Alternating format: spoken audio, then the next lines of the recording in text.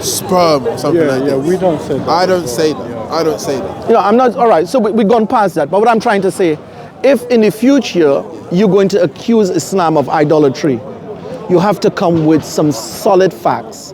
And if you're on the part of truthfulness, if you are on the part of truthfulness, seeking the truth, you must only speak the truth.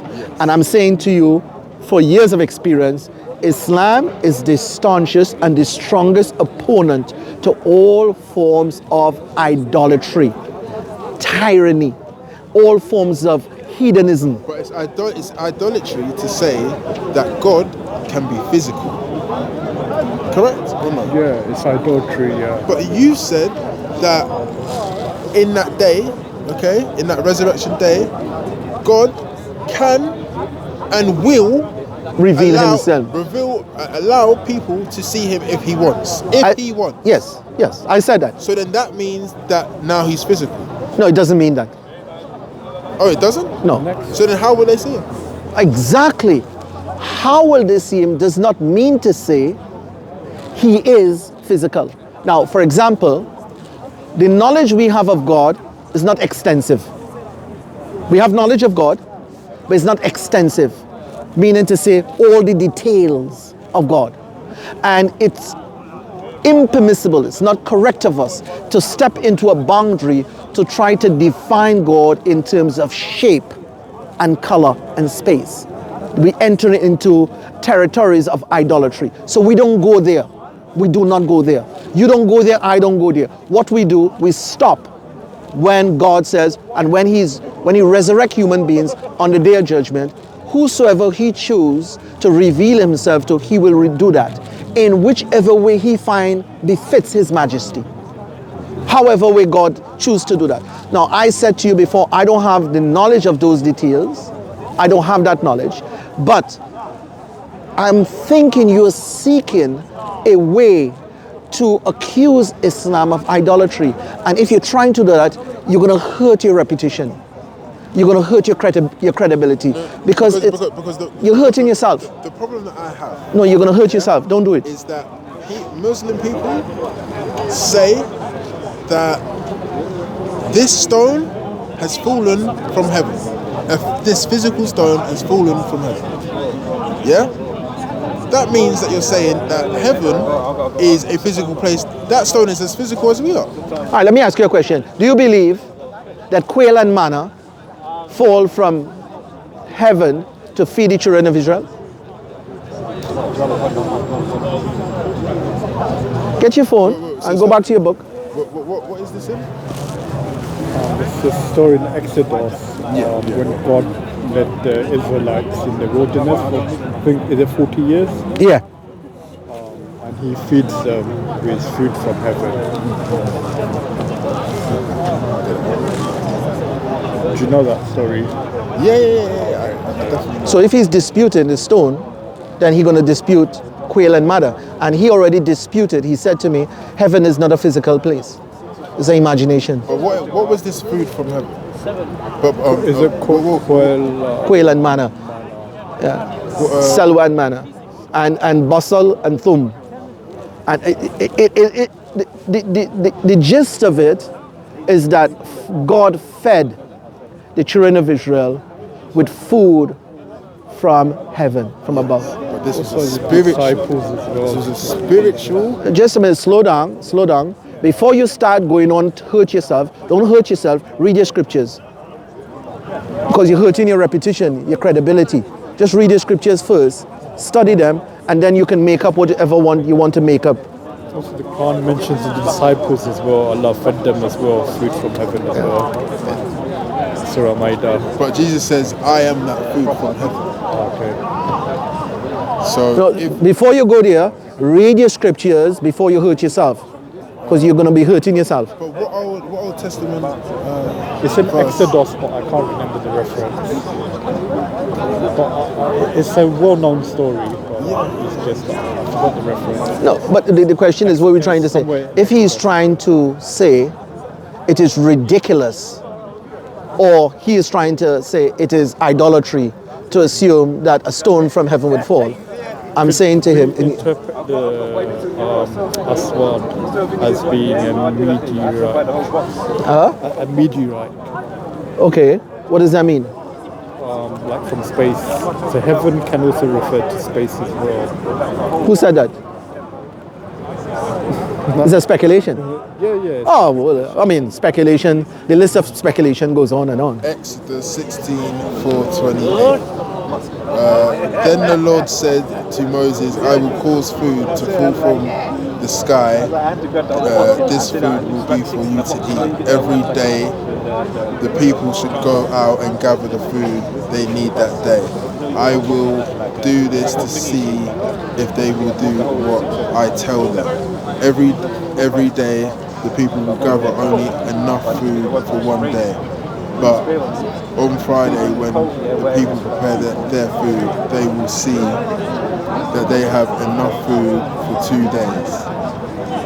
So Moses said, So my argument to him is, if he's trying to say the stone coming from heaven or from the sky is idolatry, then that's idolatry as well. So it's not idolatry, it's a long shot you're trying to pull. So No, but what I'm saying, Nathan, you cannot say it says from the sky. It falls from the sky, Right. not from heaven in the sense. See, when I say look to the heavens, the heaven also means the sky. All right. It doesn't mean where the angels and the heavenly hosts and beings. If that's what you want to say. Okay, all right, okay, that's fine. That means the sky. Okay. And God can Okay. do anything. No, So He all can right. allow food to drop from the sky and feed His people. All right, that's fine. And is that idolatry?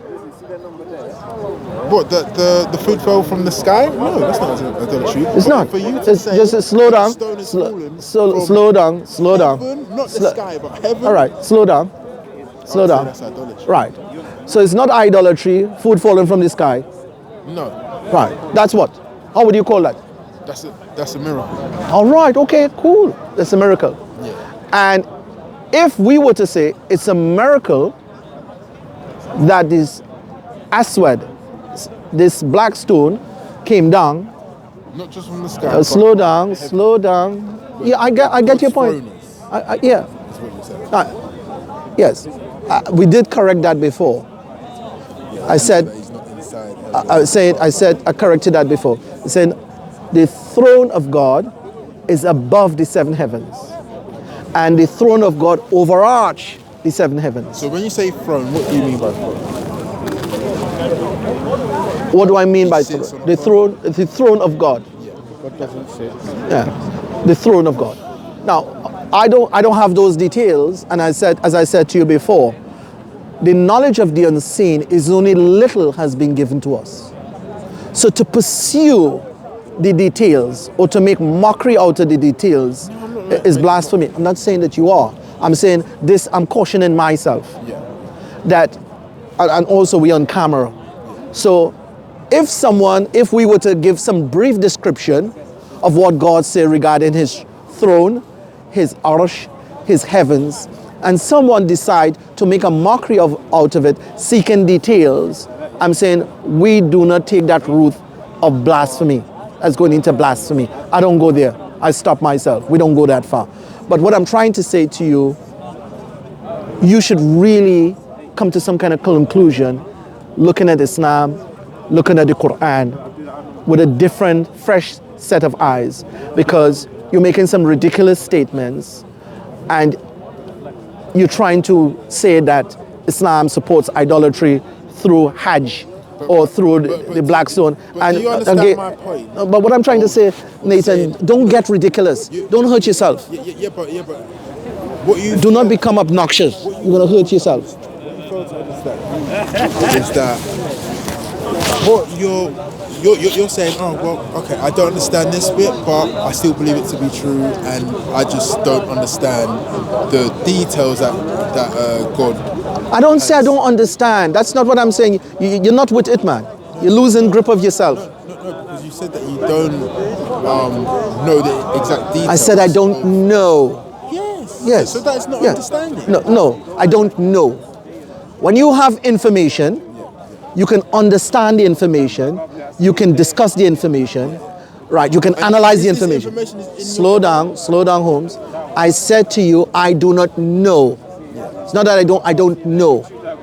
You have to know first. Understanding also. If you need knowledge first. You can have knowledge and not understand the knowledge. I don't want to go into. You can have a language. You can have language, but you don't understand the language. I'm saying to you, the knowledge that you ask me of, I do not know it. So if I do not know it, you cannot pursue understanding because I don't know it. It means it doesn't have the information. I don't have it. Yeah, and that's fair. So then it's not up for conversation. That's fair. But I'm going back to the exact point of that stone. This is the main point I'm on. The stone, not falling from just the sky, but you're saying that it's fallen from a heavenly realm that God has created for maybe angels, So the people that are going to be does this resurrected. belief This is come where you're saying from, that it's fallen. the stone was pulled down from heaven?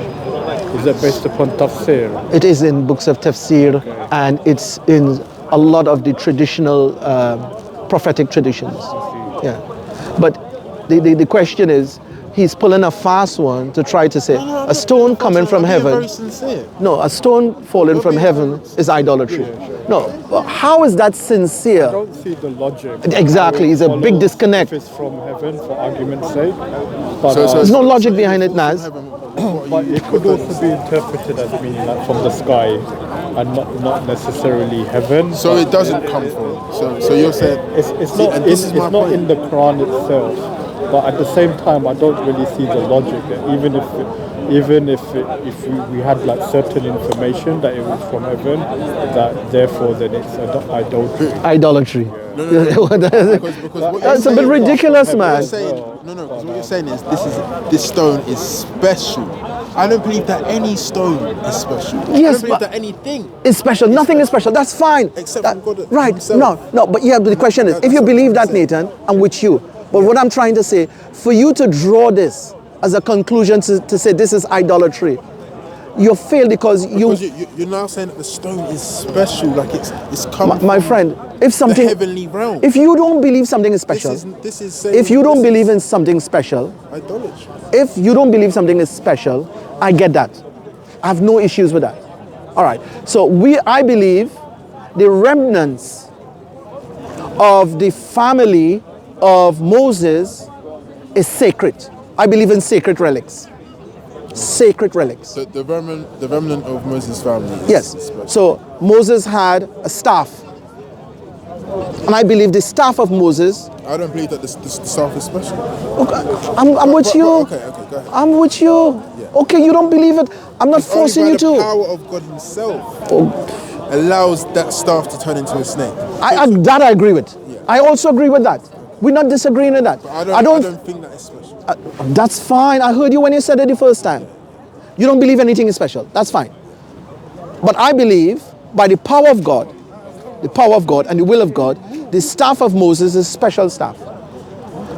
That's my belief. Right. And I also believe in sacred relics.